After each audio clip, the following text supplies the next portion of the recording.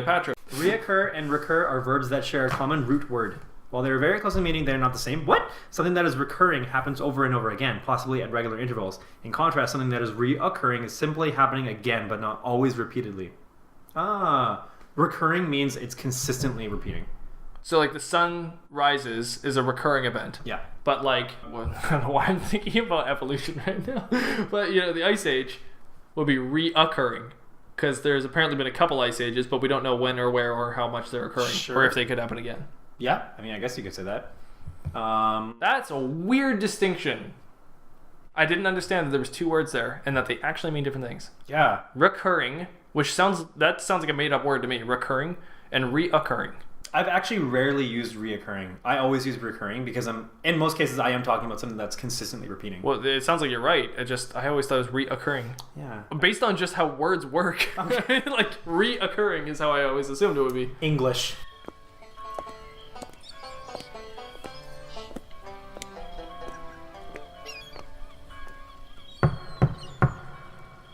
Who goes there? Oh, it's you. Come on in. Welcome to the Scumm Bar.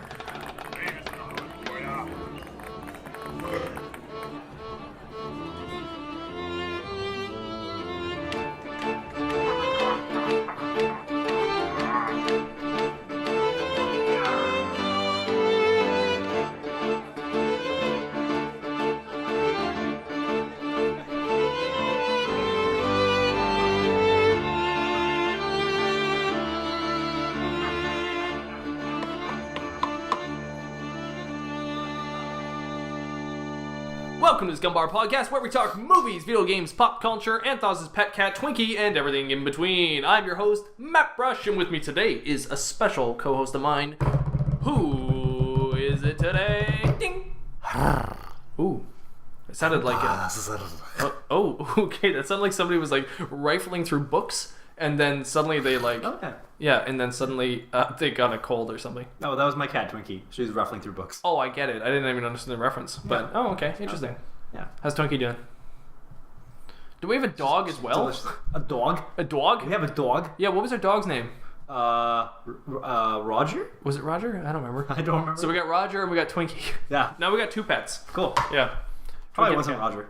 Twinkie's okay? It definitely wasn't Mike. Twinkie's okay. Twinkie's delicious. Are you eating Twinkie? No, Twinkie's just delicious. Oh, okay. That's weird. Is it a chocolate cat? No, I just know that Twinkie's delicious. Oh, the candy. I just got that. Maybe. Oh, okay. I don't know why.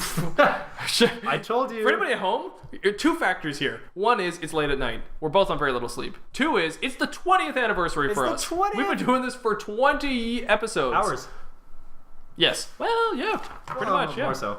More I mean, 20 hours straight today. Yes, you're right. Exactly. Yeah. And so therefore, we're going to be a little bit wacky, a little bit zany. It's going to be one of those... Animaniacs episodes. What do we call those ones? Unhinged. Unhinged. Off the hinge. Scumm Bar Podcast unhinged. We're so unhinged that we can't even realize what hinged it is. And first test is going to be this. The pirate joke. Ooh. What happened when Bluebeard fell into the Red Sea? It became purple beard. Blue and red make purple. What happened when Bluebeard fell into the Red Sea? He became What? He perped. He was marooned. Ah! So good. Okay. So good. I love these pirate jokes. Okay. Moving on. Okay, we're gonna go into the... Apparently that was just a mediocre one, but that's fine. You know, it's fine. That's fine. You win some, you lose some. Yeah. Moving on. Ye old news. You put the news on here. What is this one? Well, why didn't you read it? I put Montreal School. This is kind of cool. Montreal. So I can't Montreal. You have to explain what Montreal is to these people because they have no idea what Montreal is. So Montreal is the French of Canada, not the France. Français. Yeah. So there are actually schools there that have they kind of have like partnerships with esports programs. So what I found out was that there's a kid that I think he's in high school where he's enrolled in this esports program because he wants to be a professional gamer. So there are other students that are enrolled in the similar program. Wow. Where they will actually they go to their normal school for like the first 4 or whatever hours. Yeah. And then I think after lunch or whatever, then they'll bus to the other school for like the gaming academy school, basically. I was gonna say, so this is sort of an academy school, but based off of, I guess, the esports as a sport. Yeah. Interesting. Yeah, exactly. So this is similar to my high school was an acting academy, but there's other schools that are like a football academy or like a hockey academy. Right? Oh, like they would actually go to like a different. Yeah. Oh, okay. Similar Yeah. So it's concept, the same yeah, kind of same idea. Interesting. So I thought that's kind of cool. Like they're embracing like current potential career paths for kids. Right. I guess. I mean, like it really is a career path now with how many esports players there are. Like more leagues coming out, more teams coming out. What more happens to your sponsors. education when that happens? I guess the same thing as whatever happens when you went to like the acting. Yeah, I never really asked. I didn't go to the acting one, but I never really asked though. I wonder what that does. Like, do you have half the education, or do you just have to concentrate the education you missed in homework? I don't know. I didn't look into that. I That's a good assume question, you though. would probably have to do extra concentrated homework afterwards. I guess assume. so. You're not But gonna be able to just read half of a history book. I feel like but that almost seems like it's well, the parents do have to pay for that extra schooling. I think that's really difficult to say because no matter what school you go to, you have to follow some sort of curriculum and meet you have to meet those requirements, Yeah. right? So I'm sure they meet it somehow, but I just don't know how that happens. Anyways, that is interesting though. Esports program. So this is another example of esports being touted as equal to a sport. Yep. Just with a different letter in front of it. Yeah, it's got an E. Yeah. It's got an E. Without the accent. Yeah, I always read articles on this, like equating esports to sports and how they are very similar. I haven't really seen much to say that they aren't. They seem very similar. I mean, it does have athletes. It does have fans. It does have the requirements of training and all that kind of stuff. Mm-hmm. I just feel bad for the people in esports only because that seems tougher than doing something physical because it's very mentally straining, I'm sure. Yeah. And actually, speaking of physical, it's got to be bad on the body as well, sitting in a chair for so long or just working on something. Yeah, like they that. probably had to balance it out like off time, Yeah. like off their practice time. They've actually got to like work out. Yeah, actually, sure they have to work out. Yeah, they're you know what's funny? Well, not funny, but what I've noticed with some of the LCS players, so the League of Legends Championship, LOL players. Okay. They're always laughing. They're the stereotypical image of like a nerdy gamer is probably somebody who's like fat Or super skinny. or I guess sure super skinny. Yeah, I think it's either or. But when I look at a lot of the pro LOL players, Yeah. like some of them look like they work out. Like they've actually got I feel like you have to. well, probably yeah. Like I don't know if they do it because like that's something that they desire to do, or that's something that they like. It's just part of their training regimen. But I feel like it would be really important to have like a healthy body, because that would help with the rest of your like their mental stability too. Yeah, a healthy body for a healthy mind. I think you would have to work out to keep your body, to keep your mind in check. You would have to work out to keep your mind in check. So your body has to be physically okay. Like humans weren't made to sit at a computer all day and just use their brain constantly, right? So I mean, like you have to And their fingers. Yeah, exactly. So your body and your mind are very much in tune.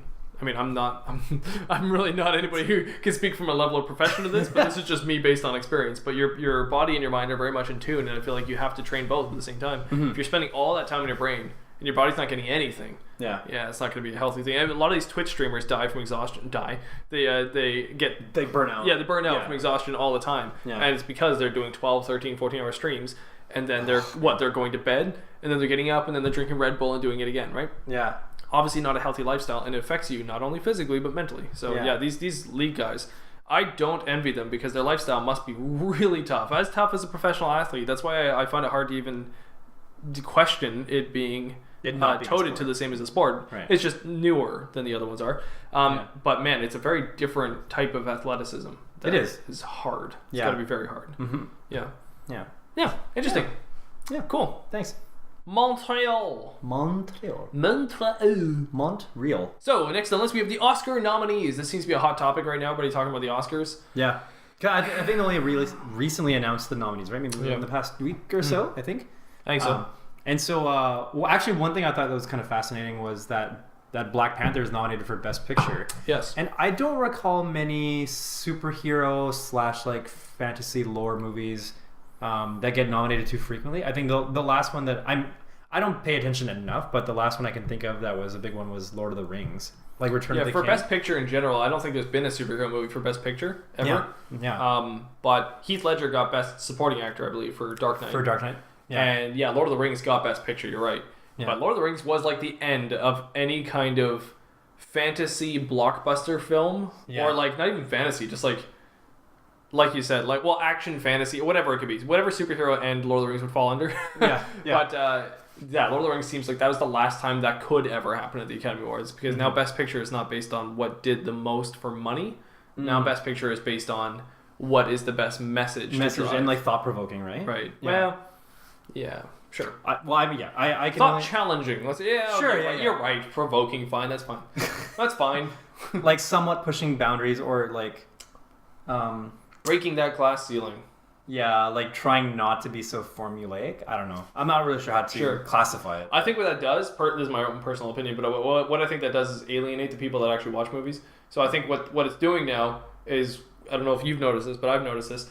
Lots of people don't see the Academy Award movies anymore. So it's, oh, did you hear about this one? It's running up. Oh, I never saw it. Or did you see this one? It's running. Oh, I didn't see that one either. I saw this one, and I hope it wins because it's the only one I saw this year. Oh, okay. Well, in the past, I felt like it was much more like it was all the movies everybody saw because it was the ones that made money. Yeah. But since it's these thought-provoking movies, you go, did you see this one? It was like 3 hours long and it was all in black and white and everyone's sign language the whole time, right? And it's like, well, no, I didn't see it because that sounds awful. So that's my thoughts on most of the Academy Award nominations. Yeah. Well, anyway, I think it's cool that Black Panther's nominated. Like, I really enjoyed the movie. I remember I talked to you about this before, and I think we probably mentioned in the podcast that like you weren't such a big fan of Black Panther as a whole. Like maybe you enjoyed it a little bit, but not as much as you enjoyed like a bunch of other movies. I know that you liked Infinity War more than you like Black Panther. Yeah, I mean, a little shocked Infinity War is not on there for that. Like, if one of these is going to be on Best Picture, and I was choosing that had to be one Marvel movie in there, it'd be Infinity War, all like hands down, and not Black Panther, just because Infinity War has a much more interesting narrative that pushes the boundary for, let's say, superhero films. Sure. Because the narrative is way different. It was told in a very different structure. But Black Panther was very formulaic compared to how other Marvel movies are. I found the CGI to be very spotty. It was all over the place. Sometimes it was amazing, and sometimes it was awful, depending on what scene you're watching. Yeah. If you watch the fight scene in like Chinatown or wherever that happens, and like they all brawl there, that one's awful. But sorry, is that Koreatown? Okay. I can't remember. Yeah. But there are characters that are really interesting in Black Panther. I do like the villain. Yeah. I think he's one of the better villains in the Marvel. Yeah, Claw and the other guy. Sorry. Both right, I was thinking back to that Koreatown fight. But you're right though. Both villains, Claw and the other guy. Killmonger.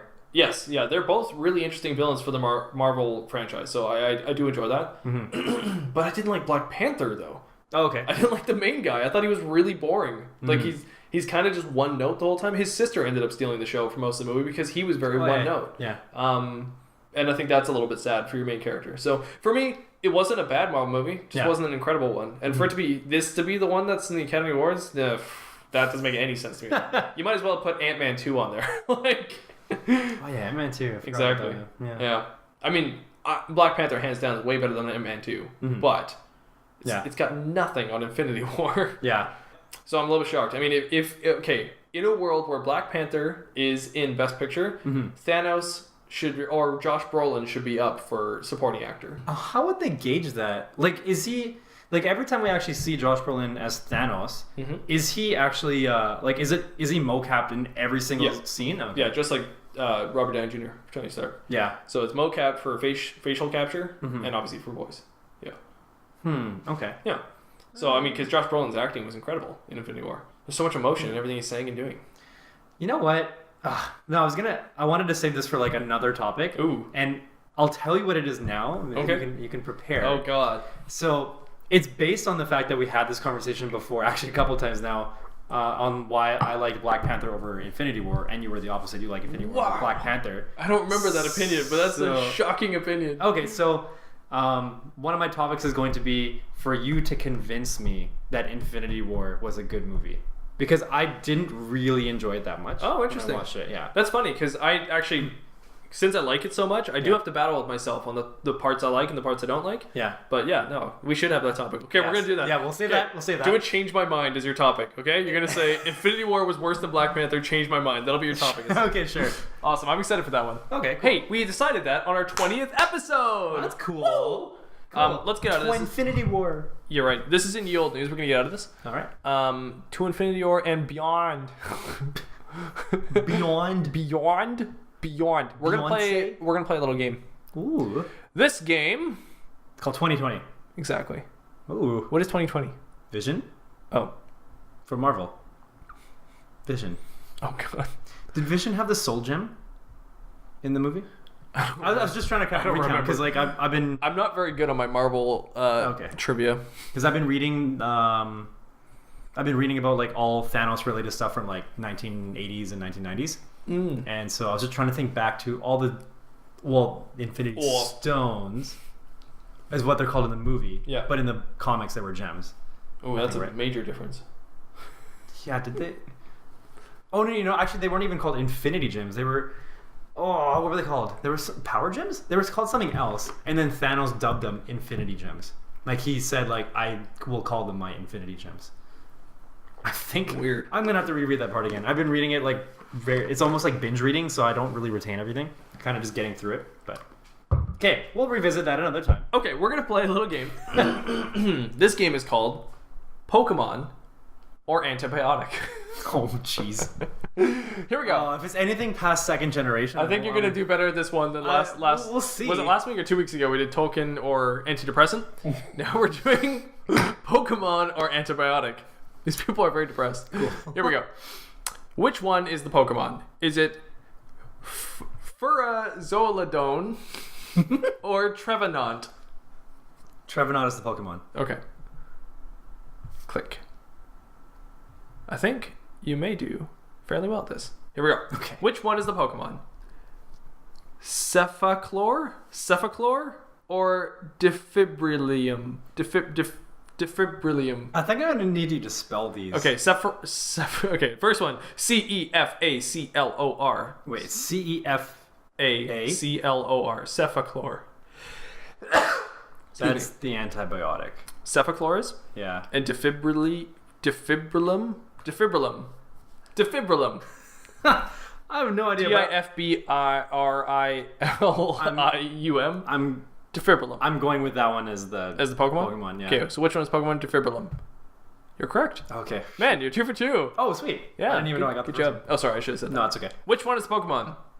Pikachu. Anth0z or Linazolid? Linazolid or Anth0z? Can you spell them?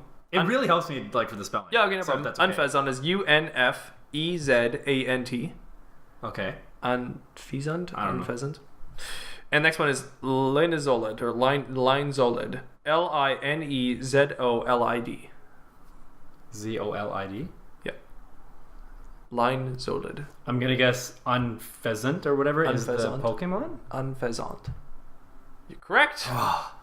There's a lot of Pokemon, isn't there? There's like 600 or something. There might even be more now. I lost track after like the 5th gen. But like I only really know names up until 3rd gen. Well, I did this test as well. I don't know many. I know 1st gen, and I won't tell you my score yet. Okay. Actually, I could. No, it's not fair. I'll tell you my score because I can make it up later, right? And I didn't write it down anywhere. Okay. So my score is 5 out of 6. Well, I guess I could be making that up right now. Nice. I could have been making that up, but that was my score. That's really 5 good. out of 6. Yeah. So I was shocked. Okay, which one is the Pokemon? Larvesta, Larvesta, or Astrionarn, Aztreonarn.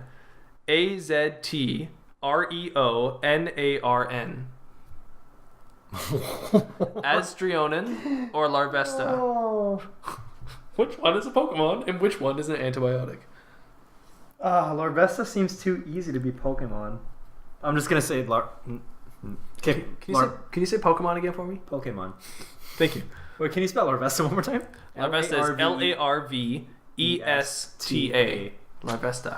Larvesta. Invest in Larvesta. My gut is that the other one. So Larvesta is the antibiotic, but I feel like that should be a Pokemon. Astrionarn. Is Aztrionym. I'm sorry. Oh, can you spell Sorry. it one time? Yeah. AZTREONAM. Aztrionym. N-A-M? NAM. Yeah. Sorry about that. I'm going to go with that's the Pokemon. Aztrionym. Yeah. Okay.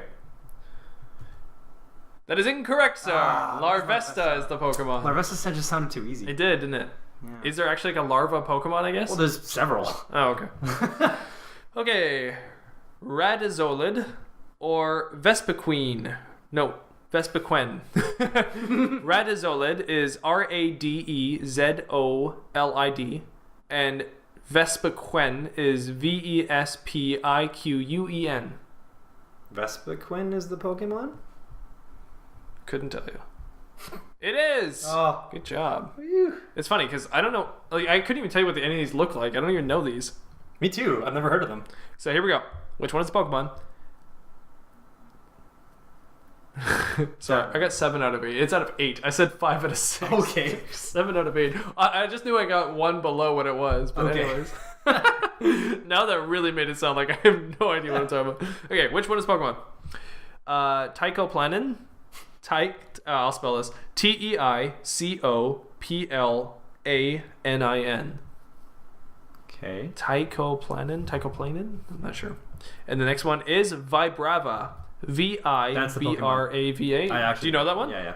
See, that's what I would expect. Is more of them you'd be like, oh, that's definitely the Pokemon. Like, it'd be obvious. But I had a feeling, no, because like a lot of the names from the first couple generations, like they are more like words from nomenclature that make sense, like Right. Bulbasaur. Or Tangela. Kind of, I guess. Yeah. Mr. Mime. Yeah, exactly. Yeah. Okay. Oh, you'll know I'm this just one. picturing an antibiotic You'll know this one that's based going on how I pronounce this one, because I knew this one too. Okay. Torazolid or Combuskin. Okay, Combuskin. Yeah. Which gen is that? I know Combuskin, but I don't know why I know that one. Combuskin is from Torchic, and that's from 3rd gen. Okay. Wait. Yes, 3rd gen. Okay. No. Because Chikorita and Totodile. That's Ruby and Synchro. Sapphire. And then 3rd gen. 3rd gen must. No, Torchic is with the penguin one and the frog one. I don't think so. Frog? No, the frog was like 5th or 6th. That's like. Oh, Extra okay, One. never mind. That's Frog and I Deer. don't know what I'm talking about. Torchic was with Trico and the penguin, Piplup. Piplup. Oh, sorry, yeah. Yeah. That's the one. Sorry, I was getting them mixed up. So that's. No. Piplup is with Chimchar. Jeez. And Turtwig, and that's season 4. That's Gen X and 4. Y. So Combuskin season 3, Gen 3. Jeez. Okay, that was Gen 3. Anyways, here we go. Question 8, the last one here. Okay. Which one is the Pokemon? Is it Kecleon Yes, or Amoxil? Kecleon. I'm surprised I said that right. So it is Kecleon? Yeah. What does Kecleon look like? I'm going to search up It's Kecleon. chameleon. Or it's actually. Or. You got the same as me. You got 7 out of 8. Woo! High five, Poker Nice. Bro. Gosh. You basically caught them all. Nice. Well, except for one. Or Kecleon. Michael Bublé actually sings "Down on a Kecleon." There's that. What? There's a cover of Michael Bublé and Jennifer Hudson, and they're singing "Baby It's Cold Outside." Yeah. And then at the end of the song, they start singing. Oh. Oh, the weather outside is frightful. No, Yeah. what does John Rudd sing that? Oh, the weather outside is weather. What's that from? Anyway, so many tangents, so many cosine tangents. Kecleon is a chameleon Pokemon. I said that. It looks like a chameleon. Yeah. I wasn't listening. That's okay. It looks like a chameleon. So anyway, at the end of their cover, they start like scatting, and then towards the they fade out, and Michael is like he's singing like "So but the Kecleon" or something like that, and it's just literally he's saying a Pokemon's name. Weird. Weather outside is weather. You really got me on that because I've heard that before, but I don't know why I've heard that or It's- where I've heard that. John Rudd. Oh, Paul Rudd, not John Rudd. Is weather. You're Paul- right. It is Paul Rudd. Is it I Love You Man? Or is it? Or Oh, which one's I Love You Man? I Love You Man's the one with Jason Segel, and like he's trying to get Jason Segel to be his best man at a wedding because he needs a friend. No, I don't think it's that one. Is it 40-Year-Old Virgin? No, it's not 40-Year-Old Virgin. Oh, this is gonna bug me. Oh, the weather outside is Weather. Man, what is that? They're at a beach. Oh, it's not Forgetting Sarah Marshall, is it? I don't think I've seen that movie. Oh, he plays a surfer on that one at a beach. Can we look this up? Over that?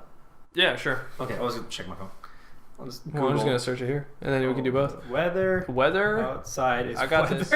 Is weather. And it still tells me the weather. Oh, you're right. It was no. Wait, did you say this one? What did I say? What movie is this? Forgetting Sarah Marshall. Oh, I guess It this is. that one. Okay. Yeah, he plays the surfer. I don't Thing think. is I quote that a lot, so I'm actually wondering if you say it because I quote it. Because not many people like know that line, but it's something that I say a lot. I haven't seen It's this movie in its entirety. I've literally only seen that scene. Maybe I showed you the scene then. Unless No. I've seen the scene. Like it's been Oh, on okay, TV. okay, like okay. I've seen it in passing. I just Okay. didn't want to watch it. Yeah, it's a weird but little I- thing he does, but I never forget that little diddle. I don't know why, but it just stays in my head. Yeah. Weather outside is Weather. Yeah, I've done that. Anyways, interesting to note. Yeah. Anth0z, let's move on to your topic. Doing it. Can you read your topic? Well. 40 yards away, 50 yards That's away. the first one, right? 60 yards away. Let's give or take 50. Yeah. That's Oh, about there it is. 60. What is your choice for a movie marathon? Would it be by? Oh wait. Oh, would it sorry. be would it be by game, or would you do by franchise, or would you do by year? So basically, since coming back from Disneyland, my friends and I have been wanting to do Disney marathons. Just, Oh, you said game. You meant genre. Yes, I did not read that right. That's okay. It was like 40 yards away. So. genre. Yeah. The genre. You always said game, and I was like, how does game work for choosing your marathon movie? Well, because it could be related to movies that are adapted from games. Mortal Kombat, Doom. Oh, I'm sorry, I misunderstood. Okay, But no, but continue you're on. right, it is genre. Disneyland. Either way. Continue. Well, since coming back from Disneyland, we wanted to watch a bunch of Disney marathons, but I've also wanted to do marathons for like other kind of things. Like, I want to marathon Lord of the Rings.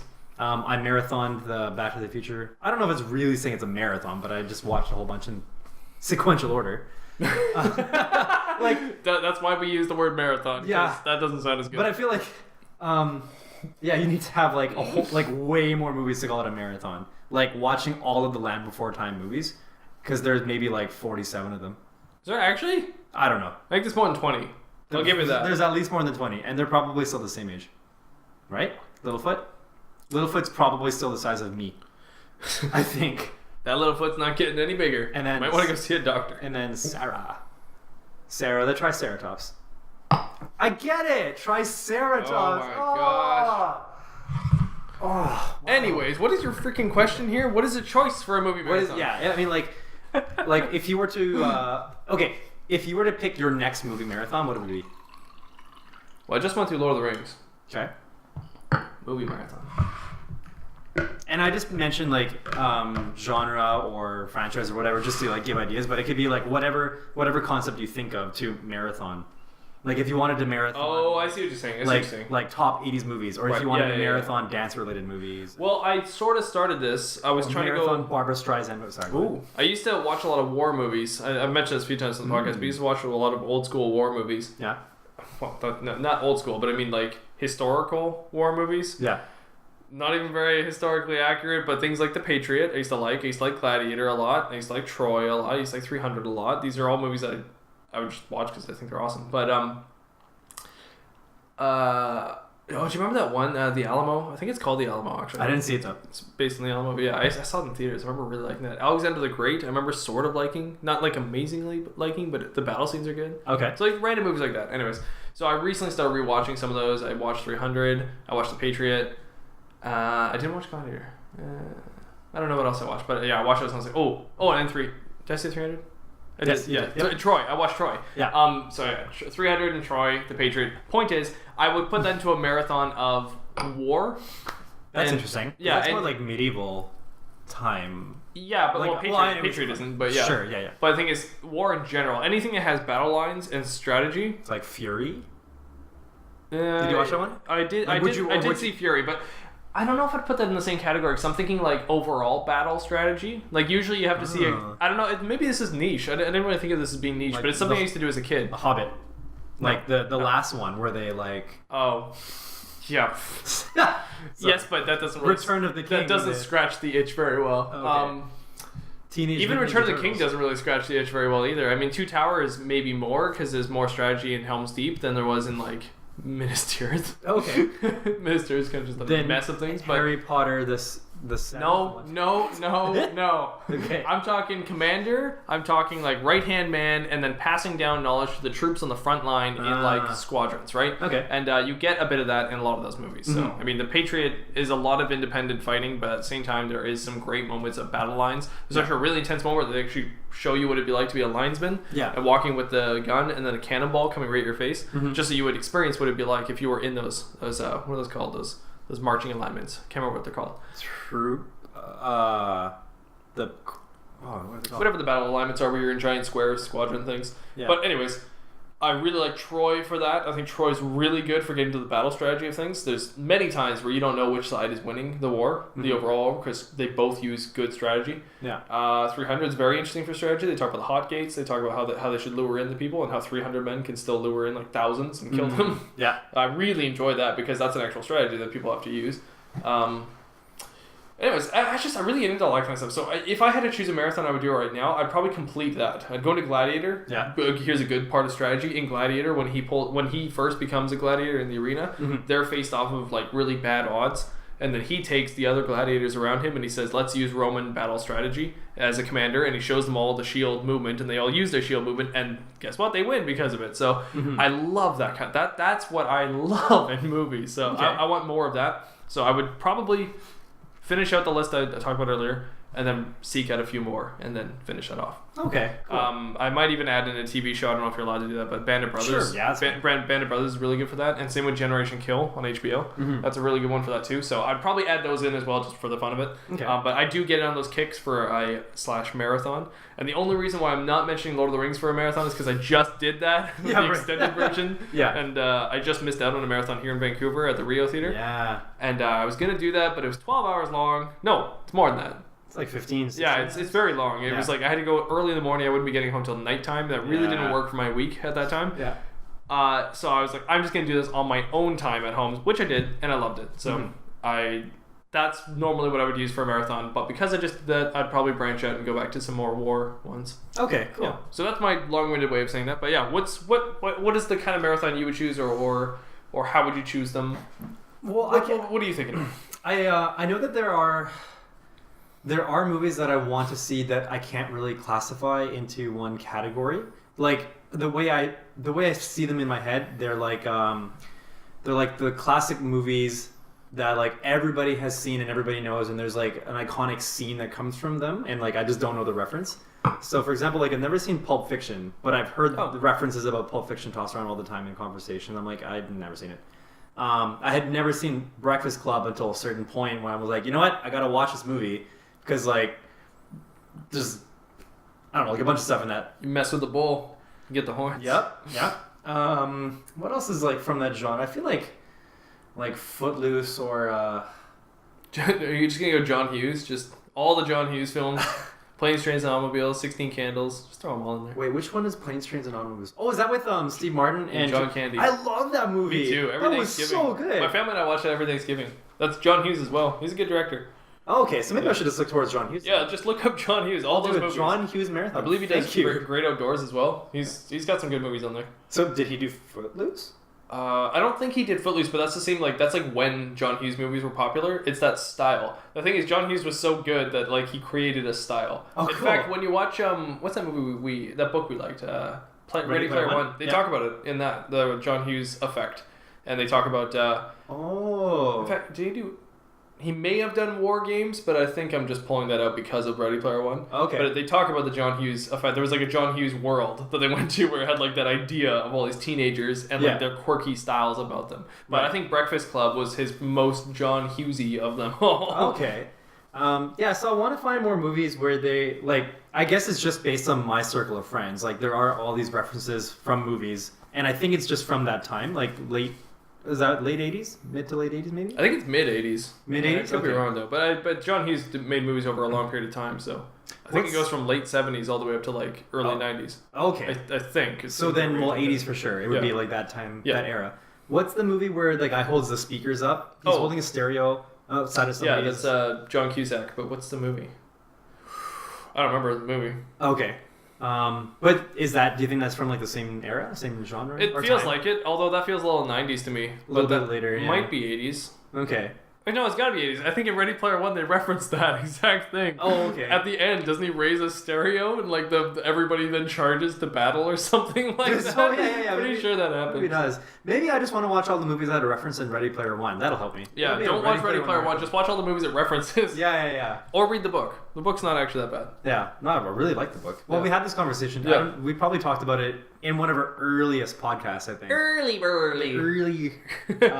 Where we were talking about how the book, the movie is like not even an adaptation of the book. No. But I still thought it was a really good movie for the movie. Yeah, for what they could do, because it's kind of an impossible book to make anyways. Yeah. For what was actually possible by Steven Spielberg, I'm shocked with what we got. Like, there was lots of moments while watching the movie that I was like, I can't believe they actually pulled that off. Yeah. But there was also so many moments where I'm like, where's this? Where's that? Yeah. Where's this? And there's enough times the where's this moment happened that I'm like, this did not need to be made into a movie. Yeah. What I think it was in the book, but not in the movie version. What's the one where like here's Johnny, the what's his name? Talking about The Shining? The Shining. Jack Nicholson? Yeah, Jack Nicholson.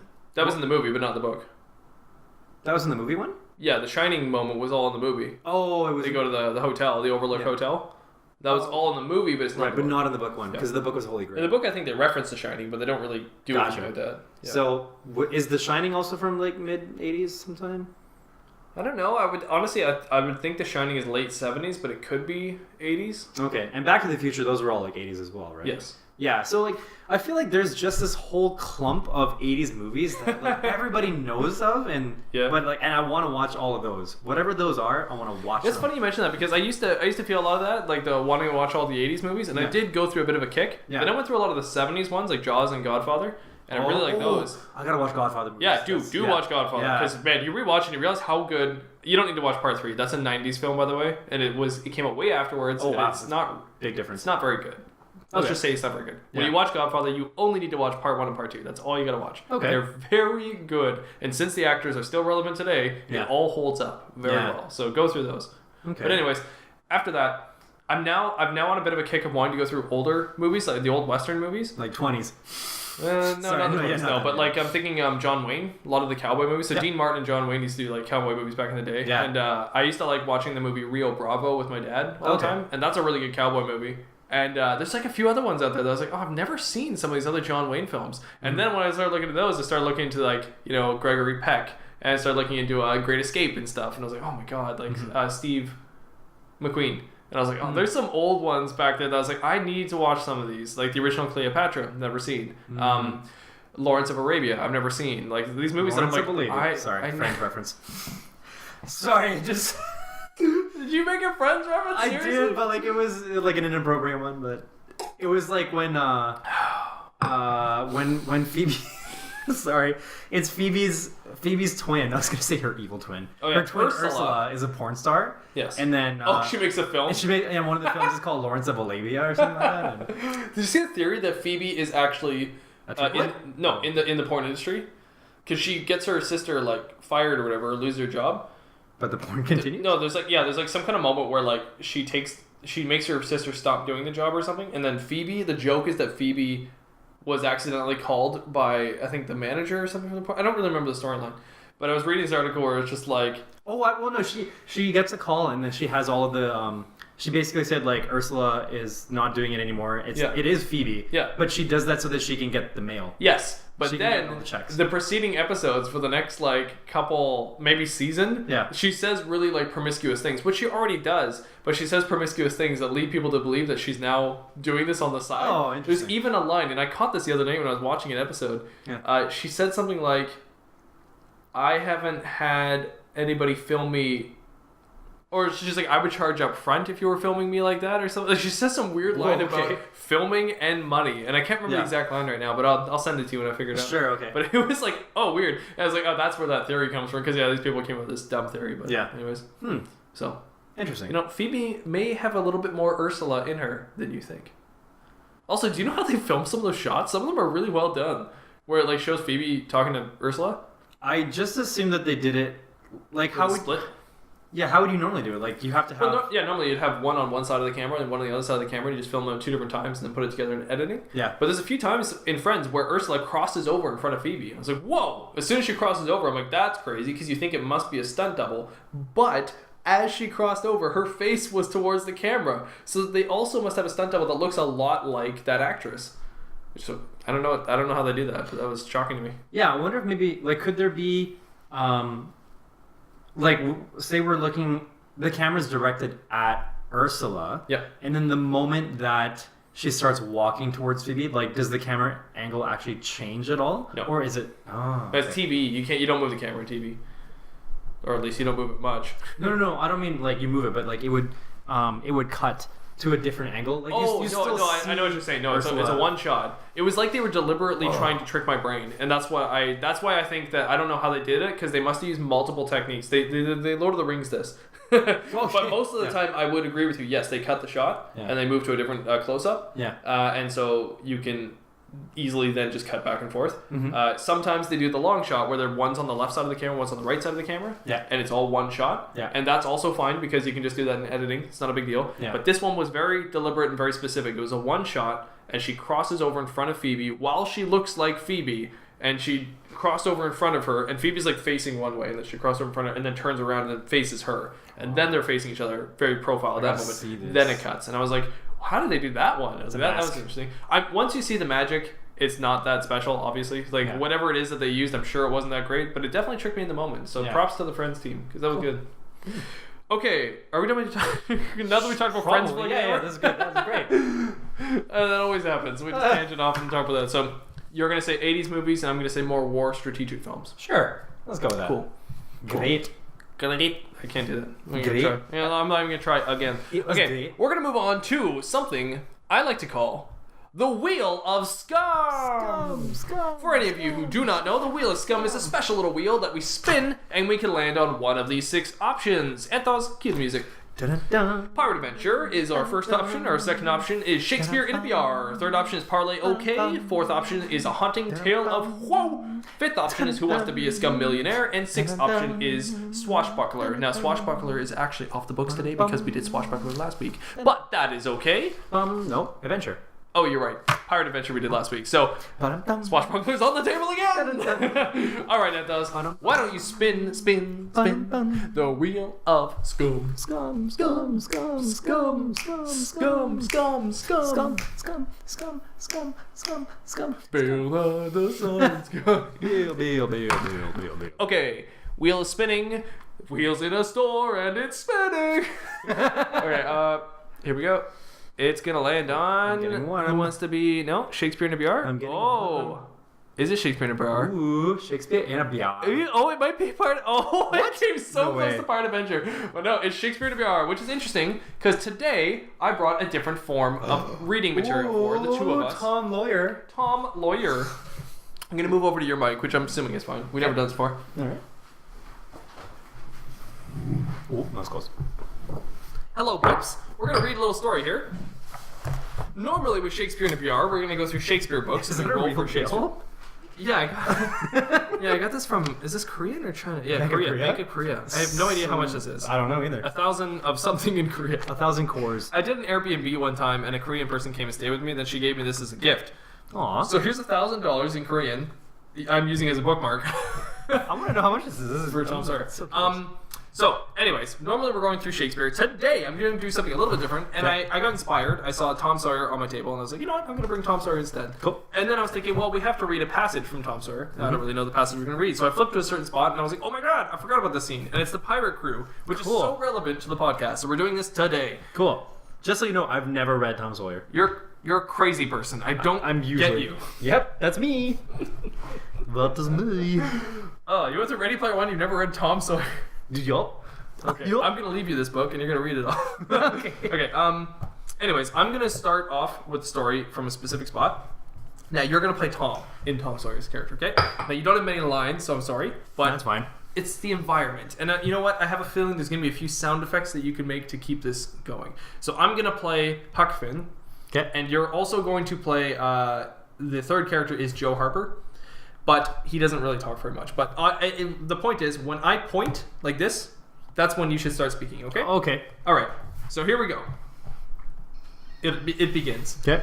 3 miles below St. Petersburg, at a point where the Mississippi River was trifle over a mile wide, there was a long, narrow, wooded island, with a shallow bar at the head of it, and this offered well as a rendezvous. It was not inhabited. It lay far over toward the further shore, abreast a dense and almost wholly unpeopled forest, so Jackson's Island was chosen.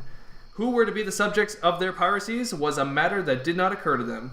Then they hunted up Huckleberry Finn, and he joined them promptly, for all careers were one to him. He was indifferent. They presently separated to meet at a lonely spot on the riverbank 2 miles above the village at the favorite hour, which was midnight. There was a small log raft there, which they meant to capture. Each would bring hooks and lines and such provisions as he could steal in the most dark and mysterious ways, as became outlaws. And before the afternoon was done, they had all managed to enjoy the sweet glory of spreading the fact that pretty soon the town would hear something. And all who got this vague hint were cautioned to be mum and wait. About midnight, Tom arrived with a boiled ham and a few trifles, and stopped in a dense underground on a small bluff overlooking the meeting place. It was starlight, and very still. The mighty river lay like an ocean at rest. Tom listened a moment, but no sound disturbed the quiet. Then he gave a low, distinct whistle. It was answered from under the bluff. Tom whistled twice more. These signals were answered in the same way. Then a guard voice said, "Who goes there?" Tom Sawyer, the Black Avenger of the Spanish Main. Name your names. Huck Finn the Red-Handed. And Joe Harper, the Terror of the Seas. Tom had furnished these titles from his favorite literature. Who's this one? How do I know? Tis well, give the countersign. 2 hoarse whispers delivered the same awful words simultaneously to the brooding night. Blood! Then Tom tumbled his ham over the bluff and let himself down over it, tearing both skin and clothes to some extent in the effort. There was an easy, comfortable path along the shore under the bluff, but it lacked the advantages of difficulty and danger so valued by a pirate. The Terror of the Seas had brought a side of bacon and had about worn himself out when getting it there. Finn the Red-Handed had stolen a skillet and quantity of half-cured leaf tobacco, and also brought a few corn cobs to make pipes with. But none of the pirates smoked or chewed but himself. The Black Avenger of the Spanish Main said it would never do to start without some fire. So that was a wise thought. Matches were hardly known that there in the day. They saw a fire smoldering upon a great raft 100 yards above, and they went stealthily thither and helped themselves to a chunk. They made an imposing adventure of it, saying, "Hist!" every now and then, and suddenly halting with fingers on lip. Moving with hands on imaginary dagger hilts and giving orders in dismissal, whispered that the foe stirred to let them have it to the hilt, because dead men tell no tales. They knew well enough that the raftsmen were all down to the village. The raftsmen were all down at the village, laying in stores or having a spree. Tom stood amidship, gloomy-browed and with folded arms, and gave his orders in a low, stern whisper. Love and bring her to the wind. Aye, aye, sir. Steady. Steady it is, sir. What sails she carrying? Courses, topsails, and flying jibs, sir. Send the royals up. Lay out aloft there, half a dozen of ye. 4 topmast stuns, lively now. Aye, aye, sir. Shake out that mine town of Galanzel. Sheets and braces. Now, my hearties. Aye, aye, sir. Hellamally, hard a port. Stand by to meet her when she comes. Port. Now, men, with a will, steady. Steady it is, sir. The raft drew beyond the middle of the river. The boys pointed her head right and then lay on their oars. The river was not high, so there was no more than 2 or 3 mile current. Hardly a word was said during the next 3/4 of an hour. And that is them on the raft going on their pirate adventure. Sweet. So just for a little moment of your day, we can feel like we are 3 young men going on a pirate adventure. Yes. Just like Tom Sawyer, Huckleberry Finn, and who was the other one? Joe something? Joe Harper Joe Harper. from Stranger Things. Hopper. I think it was the name. Oh, Hopper. Sorry. Hopper, you're right, yeah. Joe Hopper. Hopper. I'm Joe Hopper. Anyways, folks, just a little bit of culture for your lives. I hope you enjoyed it. I hope you enjoyed the Joe Harper story. Is it culture or is it literature? Literature. This is considered like great. Like, That would be American culture right there, because it's American literature, but it's written in the style of American culture. Yeah, that was so it's written, for folks who don't know, The Adventures of Tom Sawyer was written by Mark Twain. Mark Twain's style was he would write the story as if it was written by the characters. So similar to something like Tolkien, right? The only difference is Tolkien would say, Bilbo was a hobbit. Bilbo was blah, blah, blah. You know? In this, he would go, he'd be like, Tom and Huck weren't afeard of much. And like he would speak as if you have that southern drawl. Like he would write it out that way. So some of the words are purposely like mixed up. What's a southern drawl? Give me an example. Oh, them boys are coming over the hills. Ah, okay. Yeah. I am thinking back to, I think it was a Jonathan Taylor Thomas movie. Oh. Was that... I feel like he was like the Adventures... Yeah, he was Tom Sawyer, was he not? He might have been, actually. I know Elijah Wood played Huck Finn. Oh, interesting. Yeah. Oh, okay. In something. I think that was The Adventures of Huckleberry Finn, which is a different book, but... Right. Yeah. Huckleberry Finn's in both. Yeah. But I like Tom Sawyer better. The Adventures of Tom Sawyer is a very good story. For anybody who hasn't read it, definitely give it a whirl. Give it a whirl, boy. Give it a whirl. That's me. That's me. That's me. Ba, ba, ba. Well, great American literature. There's some gems out there. This is a good one. Okay, moving on. We are going to go on to Mattbrush's topic. All right. I don't have... This isn't too big of a topic. It's just something that I was just kind of thinking about in the back of my mind when I heard a stat the other day. Netflix was talking about how they polled a bunch of their users. I guess a portion of it. They pulled their users? Polled. P-O-L-L-E-D. Yeah. P-O-L-L-E-D. Yeah. This is the English language. They polled. Yep. So they were saying that from this little portion that they had polled, they found out that if they were to put ads the way they want to put ads on Netflix, where they put advertisements, like full-on advertisements, like commercials, if they were to put those onto Netflix, they would lose half of their fan base. Wow. So it's a major stat, maybe even more than half. Which is interesting. My girlfriend at the time, when I told her that, she was like, yes, but that's what people say. They say they would leave. She's like, but how many people would actually leave the service? That's what I'm thinking too. So then I posed that question to myself, and I said, okay, well, if there was commercials on there, would I actually leave? And I realized there's not much keeping me there on Netflix. Like, I personally only have a Netflix account because it's not even just my account. I share it with a bunch of people. Yeah. I was like, well, I slightly feel obligated to continue the account with everybody else on the Netflix account. Yeah. If it was just me on this Netflix account, though, I think I'd already be gone. Oh, okay. And it isn't even commercials on there. Yeah. It's just that I don't find myself enjoying much of their content lately. They've been canceling shows. Yeah. There's been a lot of Netflix cancellations, and their new content is not interesting to me. A lot of it is not interesting. Especially, I really don't appreciate turning on Netflix and the first thing I see is some show I don't care about and them trying to cram it down my throat. Oh, yeah. You know, it's always like, you haven't seen this yet. You should see this. Yeah. And then you're based like, on your suggestion. I feel like I try to like go down to like a different show, and then like the cursor goes back up. Did you see this? By the way, I'm like, hey, hold on. in case you missed it. So lately I've been a little bit like, geez, Netflix, got to get out of my life, because I watch a lot of YouTube. I think YouTube's really good for content, because YouTube is a good place to get the voice of the people. Yeah. You really just get a bunch of opinions in media form, which is amazing. So you can really find whatever you want on YouTube. Yeah. At the moment you can, at least. Netflix, though, they really just choose what you're going to watch, and it's like, I'm not finding anything I want anymore. So I want to pose that to you. Netflix's their later decisions, possible ads, canceling shows, there's been quite a few cancels at least, and the new content that Netflix seems to push out lately. Have you been feeling this as well? Have you been feeling the changing of Netflix and it getting to, for me, a little bit of a place I don't want to be with, or are you still thinking about staying with them? Actually, yeah, I have been thinking about it. I think it's because, so in the past, I think I've only had a Netflix subscription for a couple of years, and the price has gone up twice already. Yeah. Oh, that's a good point. Yeah, the price has been rising. You're right. Yeah. So that in conjunction with, same idea, yeah, they're canceling shows like ones that that I would like to watch more of.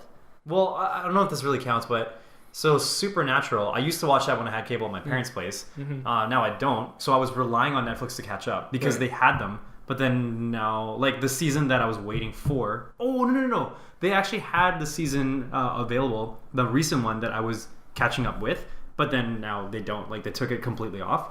So that's like one show that I was following that I can't watch anymore. Unless I just downloaded illegally. Yeah.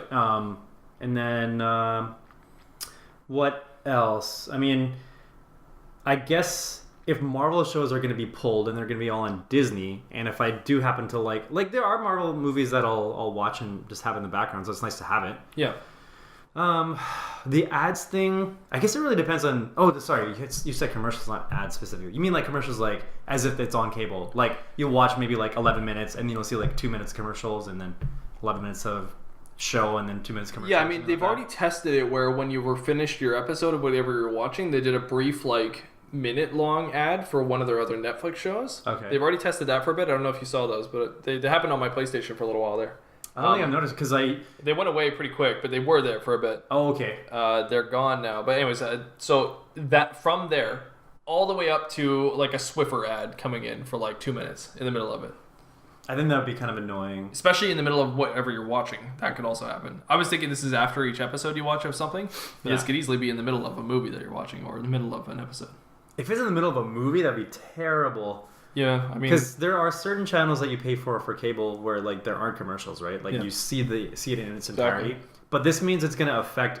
I would assume that it would affect every single possible show or movie. Yeah, because how do you equate that to watch a whole movie and then watch a 2-minute ad to watch an episode of Friends then watch a 2-minute ad? You know, like they're very different things, right? So that's why I would assume halfway through your movie, in this scenario, they would play an ad suddenly, and then it goes back to the movie. It already bugs me when I'm watching, say I'm watching like a 40-minute video on YouTube, and then without ad blocker, after like 10 minutes, there'll be like an ad. Yeah. And then then I'll play 10 minutes another ad.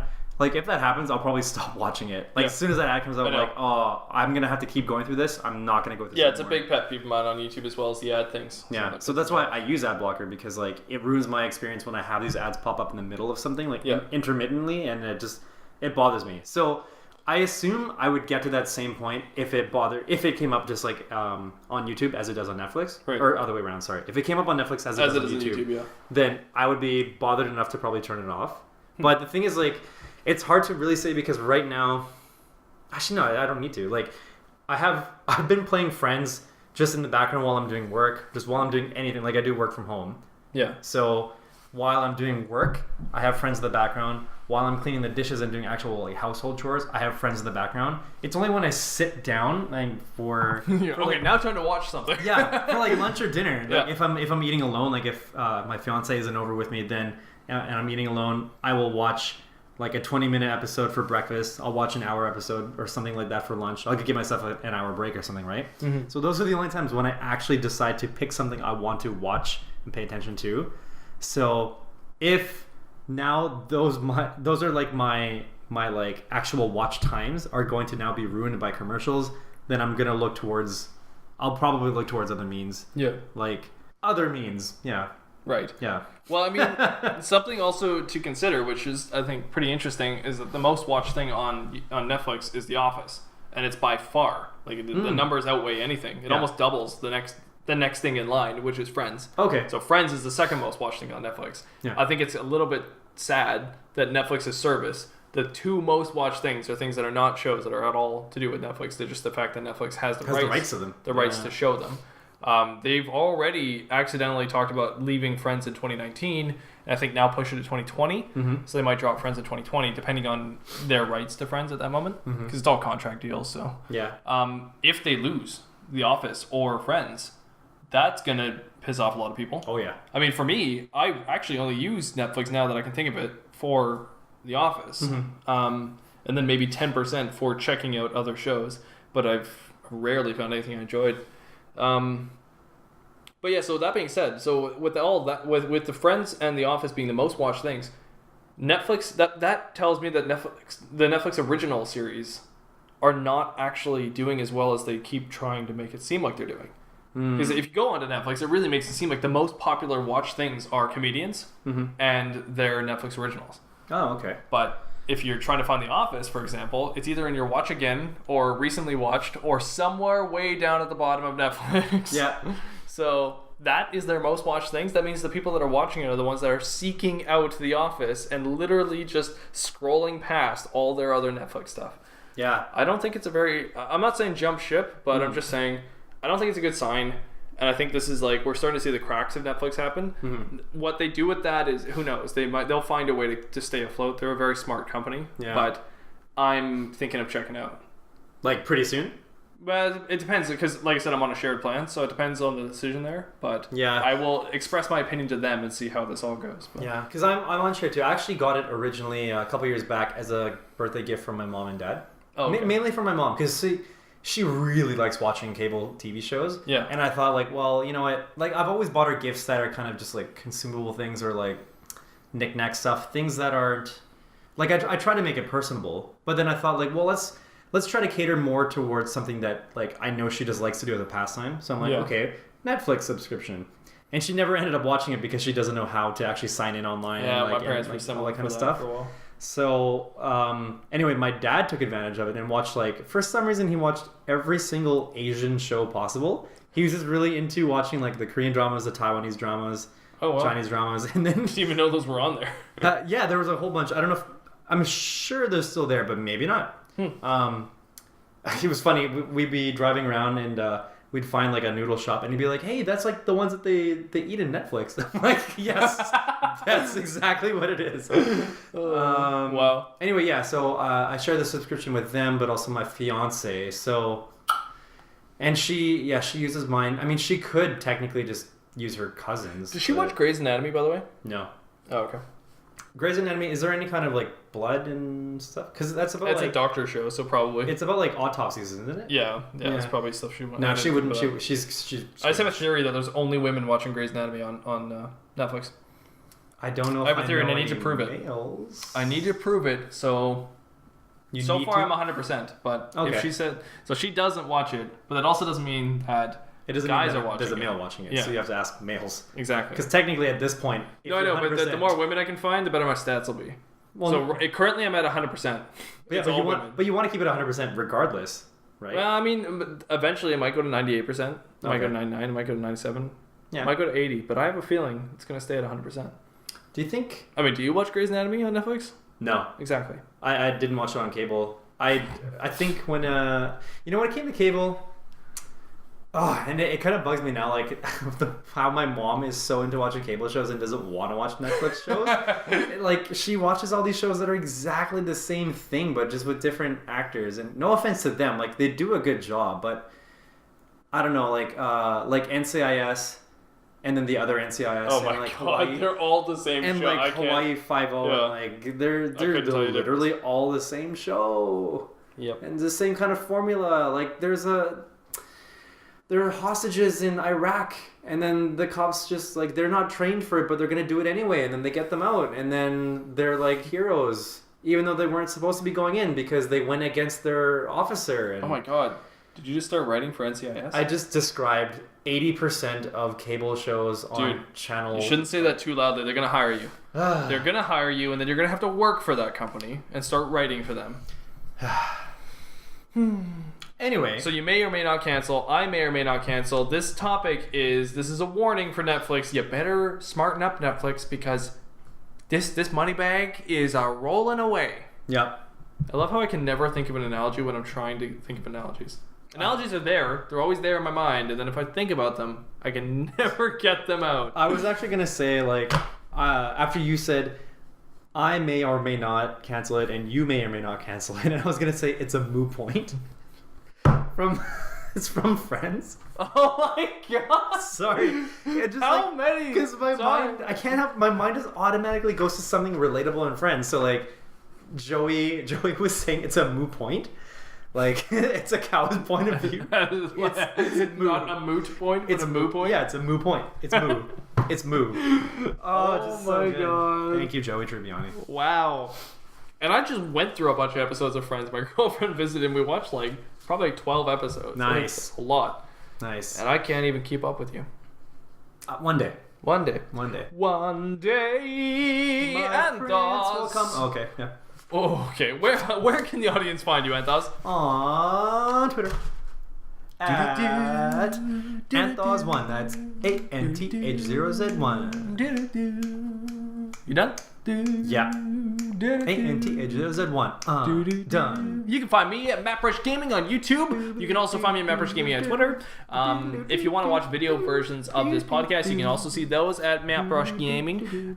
We also have some of my videos you can see on there for gaming videos, game development videos if you'd like to check those out, or thoughts and opinions as well. Please leave us a like or a comment or a review on either YouTube or on any of your podcasting platforms. We're on iTunes, we're on Spotify, we're on Stitcher, we're on Podbean, we're on pretty much whatever your favorite podcasting platform is. We're on it. So find us at the Scumm Bar Podcast. And I really hope that you guys enjoyed this. This is our 20th episode, so that means we've done at the very least 20 hours of this, which is insane at this point. I never thought we'd make it past 4, but we made it all the way to 20. Wow, we beat the ratio. We quintupled your expectations. Pretty much, yeah. Alright, anyway, so that's all I gotta say on that. Let's hope for 20 more. I do hope so. Anth0z, take it away.